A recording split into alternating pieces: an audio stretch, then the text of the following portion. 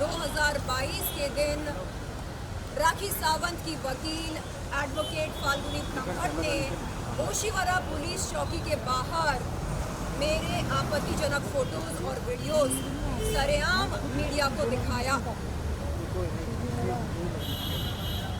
जिसके चलते कि इस महीने की 7 तारीख को बार काउंसिल में मेरी मुलाकात हुई थी एडवोकेट फाल्गुनी ब्रह्मट से। बार काउंसिल पर मैंने उनके खिलाफ एक शिकायत की थी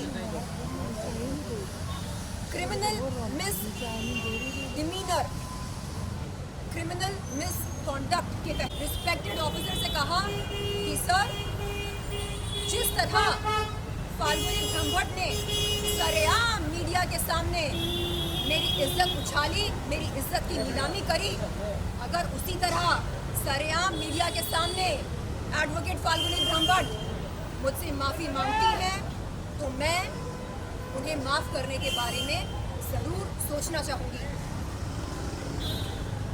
बार काउंसिल से बाहर निकलकर एडवोकेट फाल्गुनी ब्रह्मट मुझसे कहती हैं, शैलेंद्र चोपड़ा, अंबोली पुलिस चौकी में आपने मेरे खिलाफ जो एफआईआर दर्ज कराई है, अगर आप उसे वापस लेंगी तो मैं आपसे माफ़ी मांगूंगी।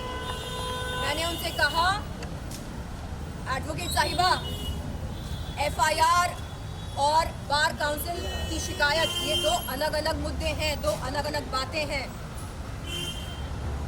बात हो रही है बार काउंसिल की शिकायत की,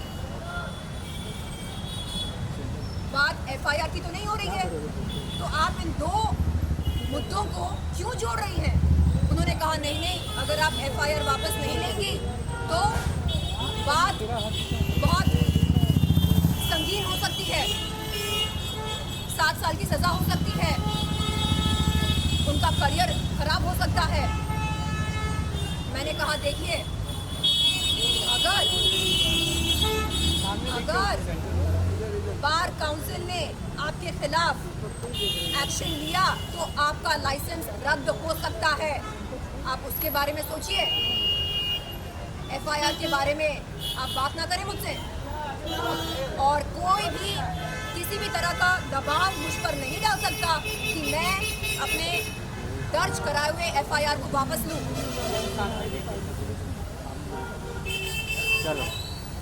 आपको बता दूं कि राखी सावंत ने राजश्री जी के नेल आर्ट स्टूडियो पर मेरे सामने एक दिन एक कागज़ पेश किया और चाहा कि मैं उस कागज़ पर दस्तखत करूं।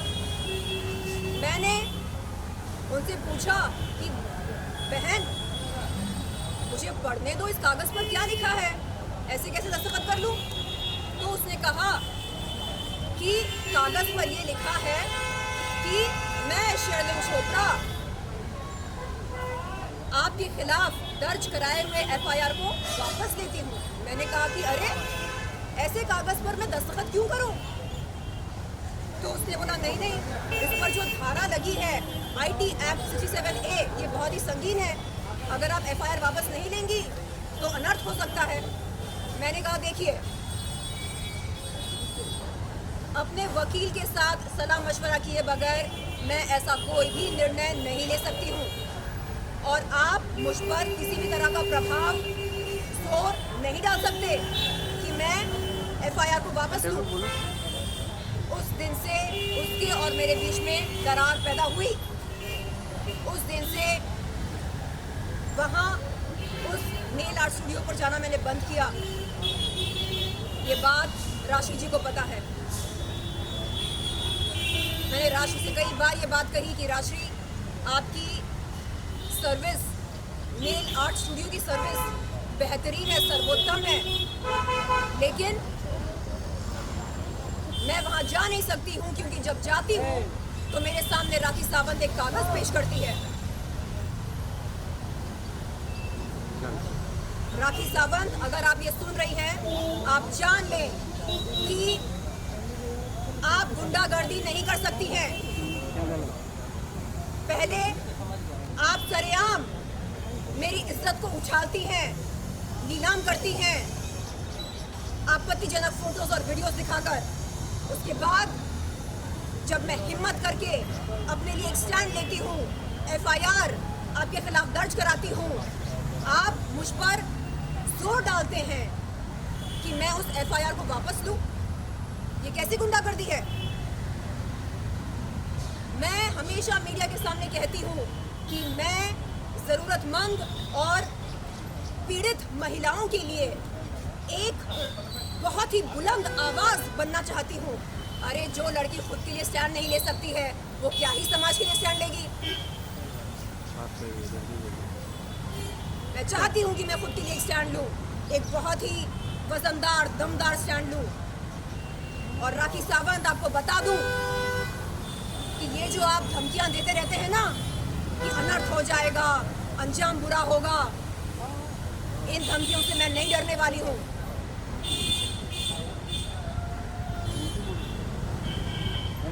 उनकी जो वकील है एडवोकेट फाल्गुनी ब्रह्मभट्ट, उन्होंने 7 अगस्त 2023 के दिन बार काउंसिल में मुझसे कहा, शर्लिन मैं बहुत मुसीबत में हूँ, मैं बहुत परेशान हूँ। मैंने पूछा क्यों, क्या हो गया? उन्होंने कहा राखी सावंत की वजह से वो बहुत परेशान है, राखी सावंत की वजह से वो इस मुसीबत में पड़ गई हैं। मैंने कहा देखिए, ये आपका और उनका आपस का मैटर है, इसमें मैं क्या कर सकती हूँ? उन्होंने कहा नहीं, आप समझती हैं, क्योंकि मैं समझती हूँ। क्या इसका ये मतलब है कि दुनिया भर की मुसीबतों को सिर्फ और सिर्फ मैं समझूं? मैंने उनसे कहा देखिए, मैं समझती हूँ कि अगर बार काउंसिल ने आपके खिलाफ स्ट्रिक्ट एक्शन लिया तो आपका जो लाइसेंस है वो रद्द किया जा सकता है। इस बात को मैं समझती हूँ। आप एक माँ हैं, अगर आपकी लाइसेंस अगर आपसे छीन जाएगी तो आप लॉ कैसे प्रैक्टिस करेंगे? मैं इस बात को समझती हूँ। मैं बार काउंसिल पर की गई शिकायत को वापस लेने के बारे में सोचूंगी, लेकिन उससे पहले जो गलत आपने किया है मेरे साथ उसके बारे में सोचिए। आप माफी मांगने के बारे में सोचिए। जिस तरह सरेआम मीडिया के सामने आपने मेरे आपत्तिजनक फोटोज और वीडियोस दिखाए, उसी तरह सरेआम मीडिया के सामने आप माफी मांगिए। आप विनम्रता से कहिए कि जो आपने किया वो शर्मसार है। चलिए जी, वो दिखा दीजिए जी, वो पेपर दिखा दीजिए। थोड़ा पीछे चलिए, थोड़ा पीछे चलिए। बस हाँ हाँ, उसके बाद बोलो अंदर जाके। ये है वो FIR जो 8 नवंबर 2022 को यहाँ इस पुलिस चौकी, अम्बोली पुलिस चौकी में दर्ज हुई थी राखी सावंत और एडवोकेट फाल्गुनी ब्रह्मभट्ट के खिलाफ। धाराएं आप देख सकते हैं। IPC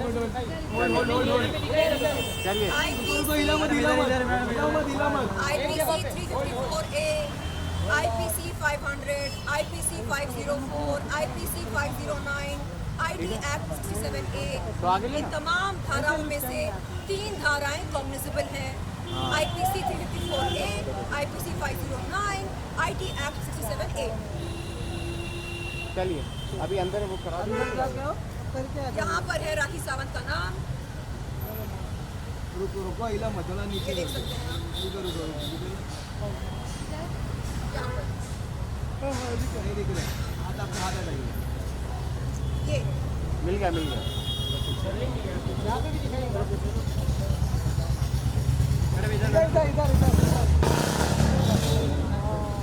thank you. अब आप ये बताइए, हाँ, जो हरकत राखी सावंत ने मेरे साथ करी, आज वही हरकत वो राजश्री के साथ कर रही है। उसने मुझे बाजारू और वैश्या कहा, वही हरकत वो राजश्री के साथ कर रही है। कहती है कि राजश्री का जो वर्क प्लेस है वो असल में प्रोस्टिट्यूशन का अड्डा है। बताइए आप, हाँ, क्या संविधान हमें ये हक देता है कि हम किसी के वर्क प्लेस के बारे में इस तरह के अभद्र भाषा का इस्तेमाल करें? किसी की रोजी रोटी पर लात मारने का क्या हमें कोई हक है? चलिए किसी महिला को जलील करने का क्या हमें कोई हक है? चलिए आए दिन आदिल भाई पर इल्जाम लगा रही है। कभी कहती है किसी ट्रक की वजह से उसका कोई दोस्त मर गया, कभी कहती है कि आदिल खूनी है, उसने किसी को उड़ा दिया ट्रक से, कभी कहती है वो बलात्कारी है, कभी कहती है कि वो मारता है पीटता है, कभी कहती है कि वो चोर है, कभी कहती है कि वो कौन आर्टिस्ट है, लोगों को चूना लगाता है। क्या है ये सब? बात सही है। हाँ? चलिए महिलाएं बाजारू हैं, वेश्यां हैं, ये ऐसा है वो वैसा है। आप कौन हो भाई? आप कौन हो? बात हो गई। कौन सी खेत की मूली हो? कौन हो आप? हाँ? बाबा राखी सावंत, स्वामी राखी सावंत, कौन हो आप? हाँ? क्या आपकी असलियत से लोग वाकिफ नहीं है? अरे मेरी कोई लड़ाई ही नहीं थी उसके साथ, कोई लड़ाई नहीं थी। मैं विरोध कर रही थी उन लोगों का जिन्होंने मेरा यौन शोषण किया। उस लड़ाई में ये बीच में आई। उड़ता हुआ तीर लेने की आदत है ना इसको। चलिएगा चल लीजिए अभी अंदर जाके अंदर जाके आइए। किसने? कौन है ये?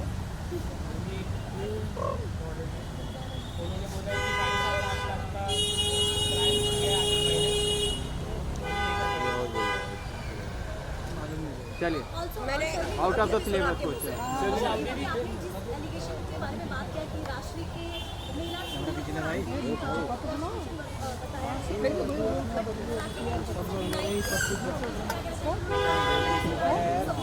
तुम्हें साइड में है, ठीक है, देखिए दिक्कत ना हो जाए।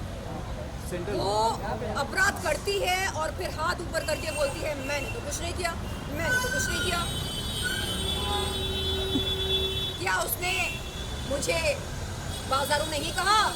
मीडिया के सामने आकर सीना ठोक कर बोला, सुनो सुनो, शर्लिन चोपड़ा को वैश्या व्यवसाय में रंगे हाथ पकड़ा गया। पता है कहाँ? अलीबाग पुलिस ने पकड़ा, अलीबाग में पकड़ा। क्या हुआ? अंबोली पुलिस ने इस बात की पुष्टि करने के लिए अलीबाग पुलिस को संपर्क किया और अलीबाग पुलिस ने कहा कि उनके पास ऐसी कोई भी एफआईआर नहीं है जिसमें शर्लिन चोपड़ा का नाम मौजूद हो बतौर आरोपी। क्या है ये? इतना बड़ा झूठ, इतना बड़ा झूठ! शर्म करो, संविधान के साथ, कानून के साथ खिलवाड़ मत करो। बहुत पब्लिक हो गई। चलो चलो ये है जो फैजल अंसारी जो कह रहे हैं कि उन्होंने लड़की को फंसाया है, क्राइम भी किया हुआ है। अगर उनके पास सबूत है, उन्हें पेश करना चाहिए। चेक वगैरह अरे मैं पीछे हूँ बात करता हूँ। ऑडियो भी है, जिस तरह के मैंने उनको गाली दी हाँ तो हाँ, तो ये लोग आगे चलेंगे। ये सब फोरेंसिक डिपार्टमेंट में जाए। हाँ। इसकी सत्यता जी मैं कह रही हूँ, जिसके पास जो भी सबूत है, जिसके पास जो सबूत है वो पेश करे और पुलिस जांच पड़ताल करे। और तो चलिए एक क्वेश्चन है, आप यहाँ पे आज चार्जशीट के बारे में बात करने वाली हो, तो चार्जशीट फाइल होने के बाद क्या अरेस्ट हो सकते हैं राखी और उनके? चार्जशीट की फाइल होने के बाद कोर्ट तुम आगे मत जाओ, पीछे बोल के आगे चले गए। चार्जशीट के फाइल होने के बाद कोर्ट प्रोसीडिंग शुरू होगी। इसलिए मैं जानने आई हूँ कि चार्जशीट फाइल हुई या नहीं, और अगर नहीं हुई तो कब तक होगी। और मैंने पूछा कि सर रही बात एडवोकेट फाल्गुनी ब्रह्मभट्ट की, तो उनके पास तो बेल है नहीं, तो उन्हें अरेस्ट कब किया जाएगा? तो सर ने कहा कि 41A CRPC की नोटिस उन्हें दी गई है, अरेस्ट बहुत जल्द करेंगे और चार्जशीट भी बहुत जल्द फाइल होगी। उन्होंने कहा कि वो कानूनी प्रक्रिया को फॉलो कर रहे हैं अरे हम और गरम हो गए मुझे कभी। आश्वासन दिया कि मुझे जस्टिस, इंसाफ, न्याय अवश्य मिलेगी। चलो thank you thank you thank you thank you चलिए थैंक यू चलो आश्वासन दिया कि मुझे इंसाफ मिलेगा, मुझे न्याय मिलेगा, ये आश्वासन दिया, जिसके लिए मैं उनका आभार व्यक्त करती हूँ। चलिए धन्यवाद धन्यवाद। आ जाओ आगे बढ़ो ऐसा करेगा अरे पीछे हो जाओगे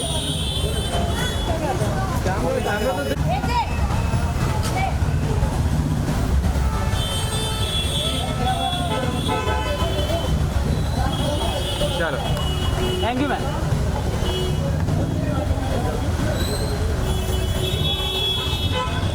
चलो बाय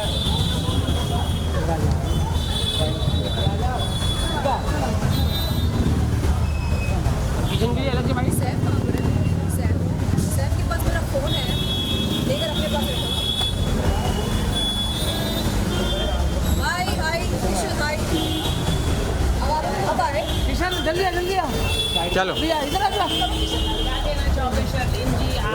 अच्छा इधर देखना कैमरे में देखना इधर मिलके आ रही है वो क्या कर लेंगे वापस एंटर करिए आपने लिया, अली लिया। हाँ, जी। सलीम इधर देखिए सबसे पहले बात आप बहुत सुंदर लगे अरे धक्का क्यों दे रहा है अरे क्या धक्का दे रहे यार अब चेक हम लोगों को धक्का है लाइव है उसका मत करो चलो और तो मत बोलो। और तो हो आप अच्छा, जो लोग देर से आए हैं उनके लिए फटाफट एक क्विक रिकैप। ये है एफआईआर की कॉपी, किसके खिलाफ एफआईआर की कॉपी जो 8 नवंबर 2022 के दिन दर्ज की गई थी यहाँ अंबोली पुलिस चौकी में राखी सावंत और उनकी वकील एडवोकेट फाल्गुनी ब्रह्मभट्ट के खिलाफ। सेंटर ये है धाराएं IPC 354A, IPC 500, IPC 504, IPC 509, IT act 67A।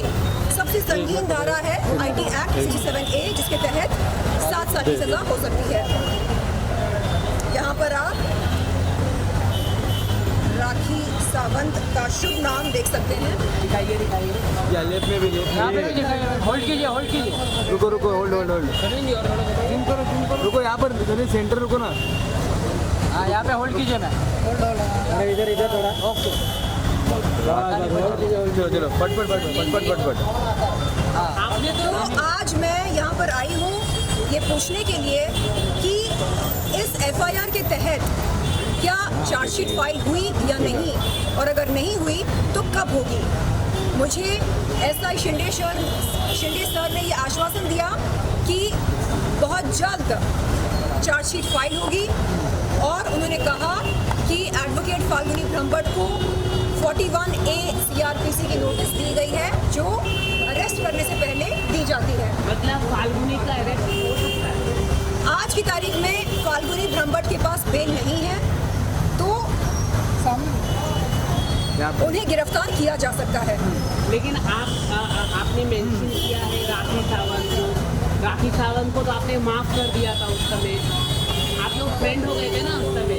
आपने साथ देखिए, में केक काटा मैंने कभी भी जुबानी तौर से या लिखित रूप में कभी भी ये नहीं कहा कि मैं इस एफआईआर को वापस लेती हूँ, बिल्कुल नहीं। हालांकि नेल आर्ट स्टूडियो में राजश्री की मौजूदगी में राखी ने एक कागज़ पर मुझसे जबरन दस्तखत करवाना चाहा। जब मैंने उससे कहा कि मुझे पढ़ लेने दो, इस पर क्या लिखा है, उसने बोला कि उस कागज़ पर ये लिखा है कि मैं शर्लिन चोपड़ा अपने दर्ज कराए हुए एफआईआर को वापस लेती हूँ। मैंने कहा बिल्कुल नहीं, ऐसा निर्णय मैं बगैर अपने वकील से सलाह मशवरा लिए नहीं दूंगी। तो तब से उसके मेरे बीच में दरार पैदा हुई। वो चाहती थी कि इस एफआईआर को मैं वापस लूं। क्यों लूं भाई? जो लड़की आए दिन मीडिया के सामने कहती है कि मैं ज़रूरतमंद और पीड़ित महिलाओं के लिए आवाज़ बनना चाहती हूँ, उनके लिए कुछ करना चाहती हूँ, पहले वो अपने लिए कुछ कर ले। हाँ, तुम्ही बोल जो लड़की अपने लिए कुछ नहीं कर सकती वो क्या ही समाज सेवा करेगी। कल प्रेस कॉन्फ्रेंस में भी राखी ने आपको कहा है कि वो मेरी बहन है, काफी उसको भड़काया जा रहा है, क्या कहना? कौन किसकी बहन है भाई? राखी और बहन है मेरी। ओह, राखी वो बहन है जो अपनी बहन को बाजारू कहती है, वेश्या कहती है, जो अपनी बहन शर्लिन चोपड़ा के आपत्तिजनक फोटोज और वीडियोस सरेआम मीडिया को दिखाती है और कहती है ये तो बस टीजर है, हाँ ये कुछ नहीं है, मेरे पास और बहुत कुछ है दिखाने के लिए। और आज हम देख रहे हैं कि वही काम वो आदिल के साथ कर रही है, वही काम वो राशि के साथ भी कर रही है। कितना आसान होता है भारत देश में किसी भी महिला को जलील करना, ये हम देख सकते हैं। और मतलब राखी सावंत की जिंदगी से ये देखने को मिलता है हमें। आए दिन जिस महिला के साथ उसकी नहीं बनती है उसको वेश्या या बाजारू का करार देती है, जिस हस्बैंड से या बॉयफ्रेंड से उसकी नहीं बनती है उसको खूनी कहती है, बलात्कारी कहती है, चोर कहती है। क्या है ये? क्या ये जंगल है या समाज है? क्या इस समाज में कानून नहीं है, संविधान नहीं है? अगर राखी सावंत आप ये देख रहे हो तो सुन लो कि आप समाज के कानून के साथ, देश की संविधान के साथ खिलवाड़ नहीं कर सकते और मुझ पर किसी भी तरह का जोर नहीं डाल सकते कि मैं अपना FIR वापस लूं। चलो गलत है ये। मैं यहाँ खड़ी हूँ पुलिस चौकी में, अंबोली पुलिस चौकी, और मैं आज राखी सावंत और राखी सावंत के तमाम समर्थकों से ये कहना चाहूंगी कि आप किसी भी महिला या पुरुष की इज्जत की धज्जियां नहीं उड़ा सकते। सही बात, किसी को हक भी नहीं। आप किसी के वर्क प्लेस को प्रोस्टिट्यूशन का अड्डा नहीं बोल सकते। आप किसी के जज्बातों के साथ खिलवाड़ नहीं कर सकते। चलिए, थैंक यू।